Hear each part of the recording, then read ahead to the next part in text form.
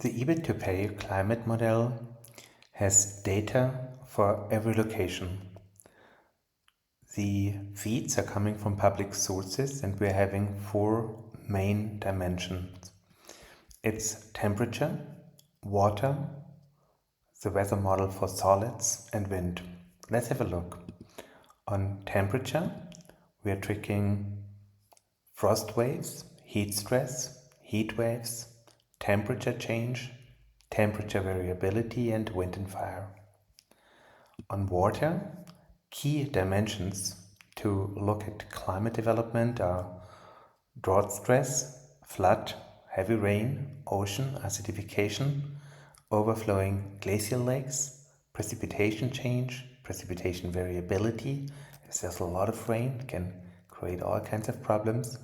Saltwater intrusion, with less and less groundwater, saltwater is intruding, especially in coastal regions, and sea level rising. The weather model focuses on avalanches, on the coastal regions, on land subsidence, landslide, soil degradation, and soil fluctuation. And finally, wind is really focused on hurricanes, tornadoes, and wind change. So those are the drivers. And basically, this is an important dimension. If you trust a supplier with your supply chain, what kind of risk is it having? So we've not invented it all. We're collaborating there with a research organization called COW, which has created those kind of models and helped us also calibrate the models. And how does it look on a supplier? Just to give a view on how a current status quo is. So, for instance, here, this specific supplier in question is having some risks on the wind-fire side, on the temperature variability, but there's less topics in the area of heat stress and frost wave.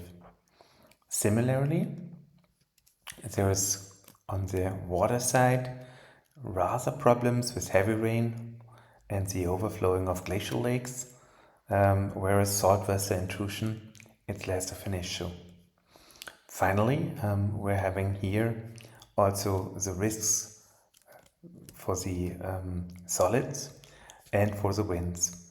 I think what's really important here is always the prediction of the weather models and what does it mean for a specific location. I once worked and created an e-procurement system in North America for a healthcare company which was providing a critical component for North and South America. Actually, 90% of all patients, and we're talking in the 100,000, depended on this topic.